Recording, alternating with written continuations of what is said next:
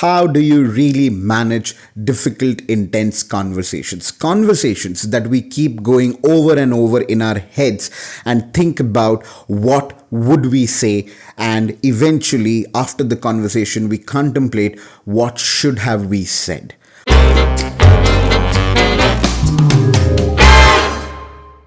Difficult conversations are inevitable. Asking for a raise, ending a long-term relationship, giving a critical feedback on a performance review, confronting someone with disrespectful behavior, moving away from the majority in a group, and apologizing. Have you ever been in such intense conversations? And how difficult or easy has it been for you? We keep hearing that we need to develop ourselves with our communication skills, but very few, or in fact nobody, tells us about how do you really manage difficult, intense conversations. Conversations that we keep going over and over in our heads and think about what would we say, and eventually after the conversation we contemplate what should have we said. Well, that's what we are going to unfold today in this new episode at the Unfoldlearning podcast. And if you are new to this channel, do not miss to subscribe the channel and follow it. And if you are interested to know how we really break the stereotypes at this space, then do check out the previous videos and know more. On that note, let's begin. So, what is a difficult conversation and why is it so hard for us? Why does it really get messy when we engage in a difficult conversation? Difficult conversation is a conversation that makes us feel vulnerable or our self-esteem is implicated. When the issues at stake are important and the outcome is uncertain. When we care deeply about what is being discussed or about the people that we are discussing with. There is a potential for us to experience the conversation as difficult. Well, we all have such conversations that we dread and find unpleasant, that we avoid to face up like a bad medicine. Conversations like, at work, your management has asked you to lay off people with who you have worked for years. You overheard your relative bitching and naming you behind your back. As you had planned to spend some of your holidays at their house, you are now not sure if you will be able to get through the time without confrontation. You think that your relationship is not working and you have been dragging it for long, and you wish to call this out and you rehearse this in your head, but you are not able to tell this to your partner. You don't have enough money and then you get a call from your parents asking for some, and then you are in a dilemma that how would you compromise for yourself, or how would you even say no to your parents? So essentially, difficult conversations are not limited to any particular topic or aspects of life. It can range across the array of your life events. In a simple way, these are those conversations that we typically tend to choose to avoid. Let's understand this better with an example, or perhaps a part of a story. Story of two characters, Sam and Joseph. So, here is the context. Sam gets a call from Joseph, and Joseph is the country head at his workplace. However, Sam doesn't report into Joseph. So, technically, he is not his manager. But Sam looks up to Joseph as his role model and seeks his mentorship at his workplace. And he has a really good rapport with Joseph. One fine day, Sam gets a call from Joseph, and this is how the call went. Joseph: Sam, I'm in a tight spot. I need the brochure laid out and printed by tomorrow afternoon for the client visit, and I want you to do it right away. Sam was in the middle of another important project, but given that it was coming from Joseph and the context, he dropped everything and put his all hard work and his night into completing this work, and by the next morning, the task was done and the prints were ready and with Joseph. Fast forward to the same day in the afternoon, and Sam receives a voice note from Joseph. Let's hear what that voice note had. Sam, You screwed up this time, man. The charts and illustrations are not presented clearly enough. It's just a disaster. This is an important client. I assume you will now fix it. Call me as soon as you can. Now imagine how would have Sam felt. But still, Sam decides to give a call back to Joseph. And this is how their conversation went ahead. Sam: Hi Joseph, I got your voice note. Joseph: Yeah, look Sam, this thing has to be done over.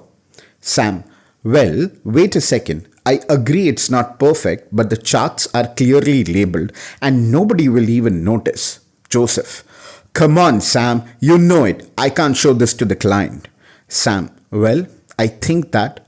Joseph: There's really nothing to argue about here, Sam. Look, we all screw up, but just fix it now and let's move on. Sam: Why didn't you say this to me in the morning when I gave this to you? Joseph: I'm not the one who will proofread. Listen, Sam, I am under deep pressure to get this thing done and get it right. Tell me you can do this or I'll find someone else. Sam: Okay, I'll do it. We got into this example or the story of Sam and Joseph by asking the question, why difficult conversations are so hard. I hope this example would have started to make you realize the extent of that difficultness of a particular conversation. From this, imagine the impact of this conversation would have had over both Sam and Joseph. Think about the kind of perception that they would form and the resentment that will lie with both of them for each other. Would Sam or Joseph wonder what should they have done or said or not done or not said? Write in the comment box and let me know what do you think, or perhaps what would have you done if you were in the place of Sam or Joseph. The reason why such conversations are difficult is because of the dilemma that we face. Now, take Sam for example. His dilemma would be his relationship or his equation with Joseph and his self-esteem. One could argue that it was not even Sam's responsibility. He doesn't report into Joseph and he should have been upfront about it. Well, think about how Sam considers Joseph. He seeks his mentorship at his workplace for his own growth. Sam probably would be thinking that what if this was some sort of a test for him? And then how could he really rip off the band-aid with his senior who he looks up to? It's not that easy. What do I really want you to unfold today and take away? Two things. Number one, understand the nature of a difficult conversation, because trust me, everybody engages and experiences a difficult conversation, and that is why the make or break of a relationship stands.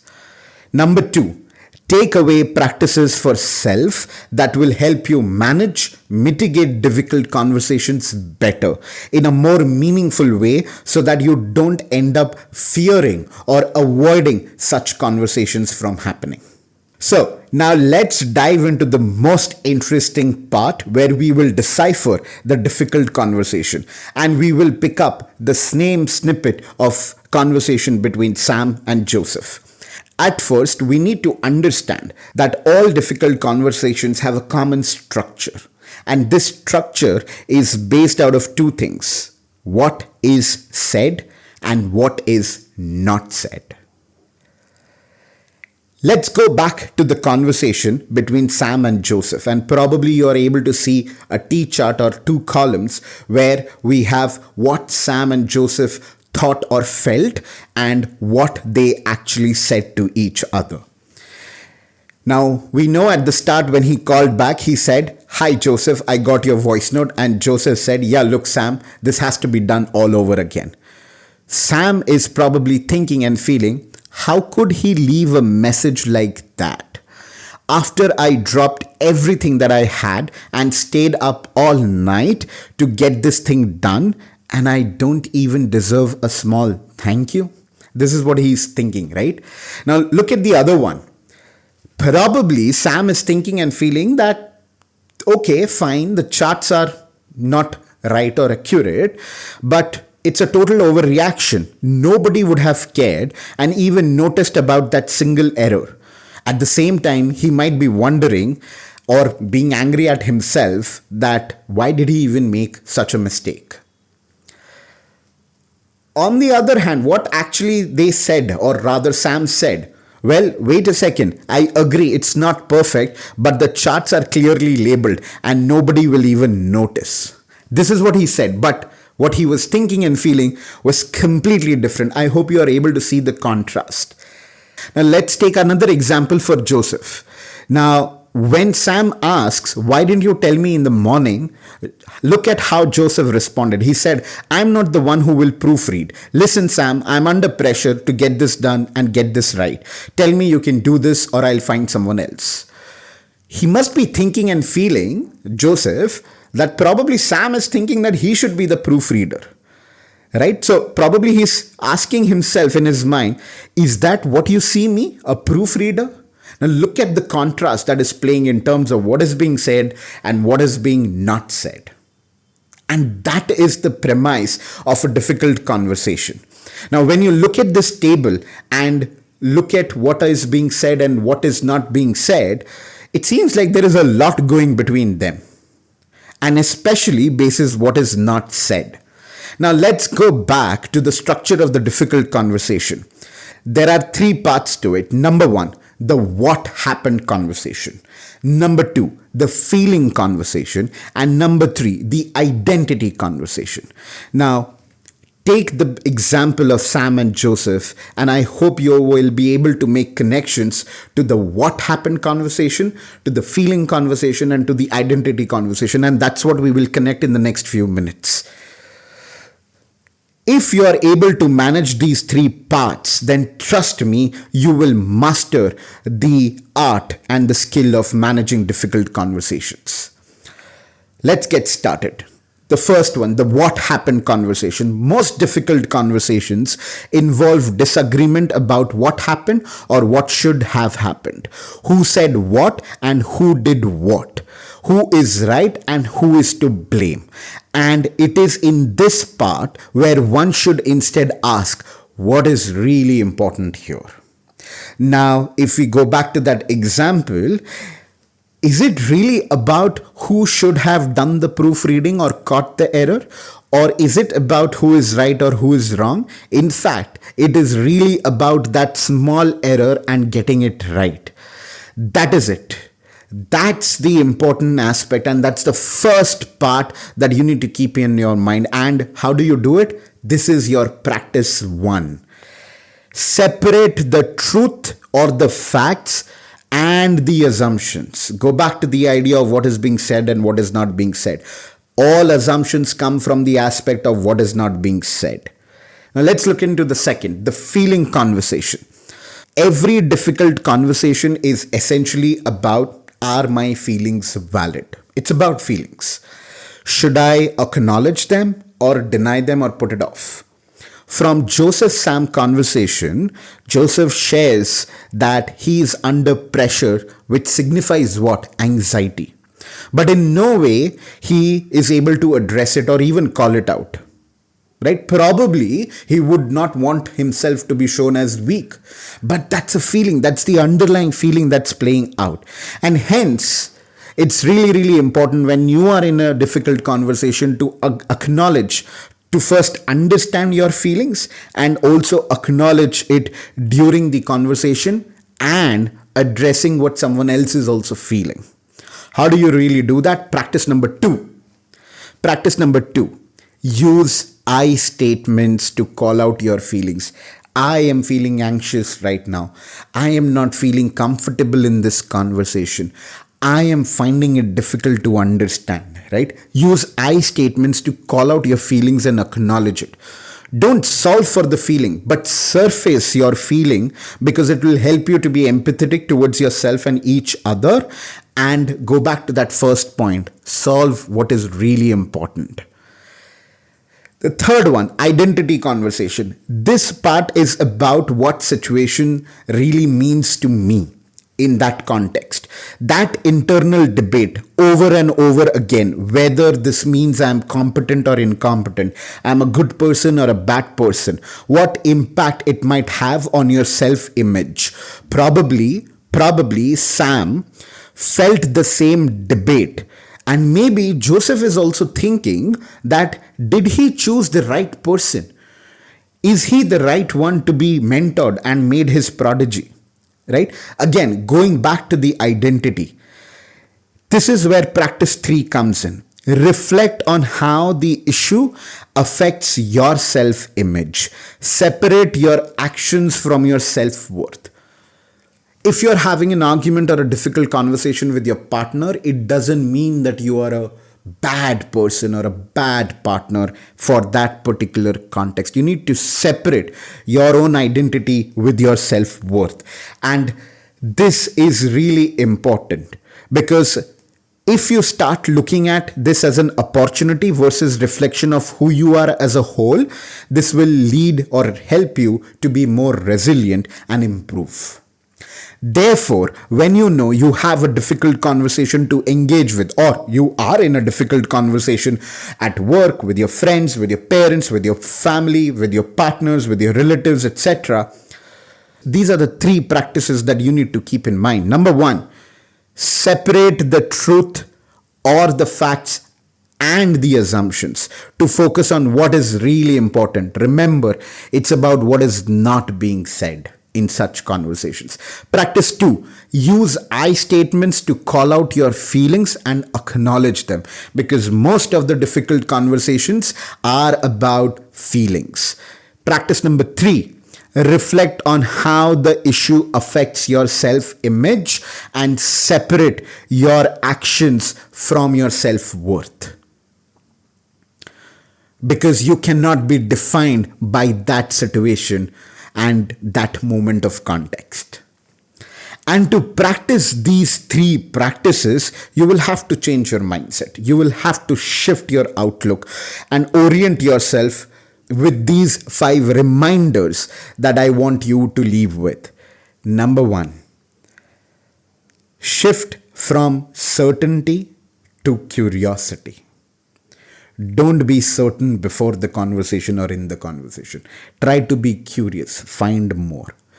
Second, separate the intent from impact. Now, the impact could be you feeling good, but don't associate that the intent was actually to make you feel bad. No, separate it both. Intent and impact are 2 different things. And one practice that I do is that I go with the trust that someone if is wanting to challenge me, that's not coming from a bad intent. And that really helps. Third, focus on contribution and not blame. Go back to that point. What is really important? Express and manage your emotions. Now, you need to be self-aware. And it's okay to call out your vulnerability. It just helps you to put it aside and focus on the right thing. And the last but not the least, protect your identity. Your identity is not a function of one moment, one conversation, one challenge. It's about a lot of things. So don't let any difficult conversation hit your self-image and making you feel like you're not worth it. By mastering these 3 practices and these 5 reminders, you will transform your communication skills and navigate difficult conversations with confidence, empathy, leading to a more meaningful, productive interactions, eventually helping you to foster much stronger relationships and networks. Remember, the goal is not to win an argument, but it is to understand, resolve, and grow from every conversations. And if you still think why this is important, well, difficult conversations are inevitable. That's my time. Thank you for being there. Do subscribe to the channel, like the video, share it to as many as possible. It will help the Unfold Learning podcast to grow, and take care of yourself. See you next week.